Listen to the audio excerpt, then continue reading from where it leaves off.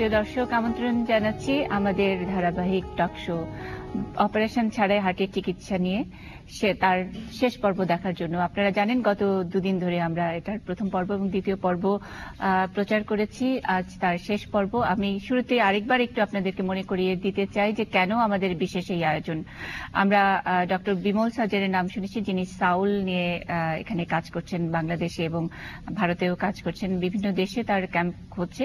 তিনি যেটা বলে থাকেন যে অপারেশন ছাড়াই হার্টের চিকিৎসা করা হয়। তার এই পদ্ধতি যারা হার্টের রোগী তারা খুব ভালোভাবে নিয়েছেন বিধায় আমরা এই আয়োজনটি করছি। এ নিয়ে আমাদের এটি নিউজে পরপর দুবার তিনি টক শোতে এসেছিলেন এবং তারপরে আপনাদের তরফ থেকে আপনারা যারা দর্শক তারা বিভিন্ন সময় আমাদেরকে ফোন করেছেন, বিস্তারিত জানতে চেয়েছেন, ডাক্তারের নাম ঠিকানা জানতে চেয়েছেন, উনি কোথায় এখানে বসেন, কখন বসেন। সব প্রশ্নের উত্তর আমরা দিতে পারিনি। সেই সব প্রশ্নের কিছুটা দেবার জন্যই আমাদের ভিন্ন রকম এই আয়োজন। ডক্টর সাজের আমাদেরকে একটু বেশি করে সময় দিয়েছে, সে কারণে তিনটি ভাগে আমরা ভাগ করেছি আমাদের এই বিশেষ টক শো। গত দু পর্বে আমরা হার্টের রোগ সম্পর্কে বলেছি, স্ট্রেস ম্যানেজমেন্ট সম্পর্কে বলেছি এবং খাদ্যাভ্যাস পরিবর্তন সম্পর্কে বলেছি।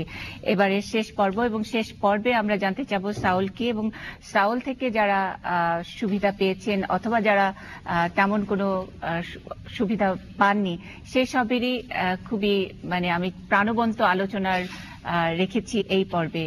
আপনারা আমাদের সঙ্গে থাকুন এবং ডক্টর বিমল সাজেরের কথা শুনবো আমরা।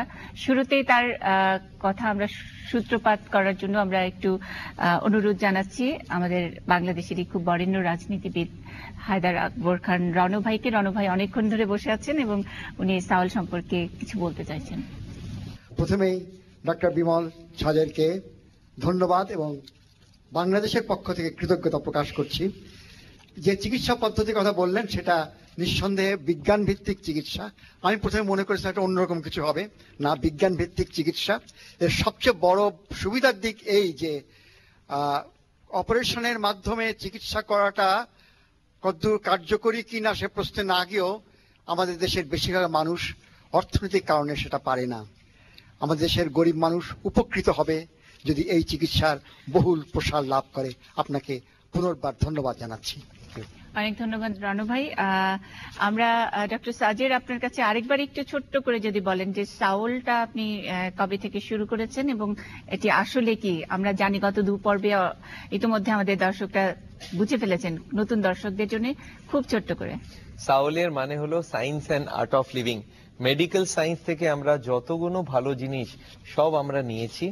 মেডিকেল সায়েন্স থেকে নিয়েছি মেডিকেল সায়েন্সের knowledge about cholesterol, about triglyceride, about blood pressure, sugar, about antioxidant, about fiber, about smoking. আমরা মেডিকেল সায়েন্সে যা যা জিনিস বলা আছে হার্টের জন্য করা সেটাকে নিয়েছি।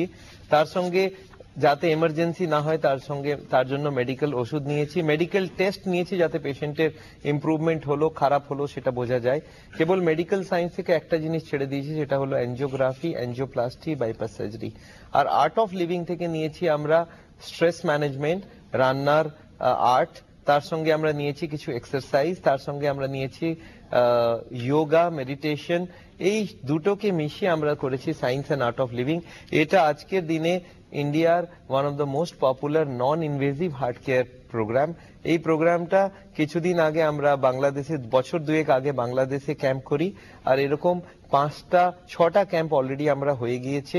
আর এই 3 দিনের একটা করে আমরা ক্যাম্প করি, সেখানে হার্টের পেশেন্টদের ট্রিটমেন্টের জন্য কি কি করা উচিত, কিভাবে করা উচিত, ওদের সস্ত্রীক আমরা ডাকি আর তাদেরকে শেখাই কিভাবে তারা চলবে যাতে হার্টের অসুখ বেড়ে না যায়।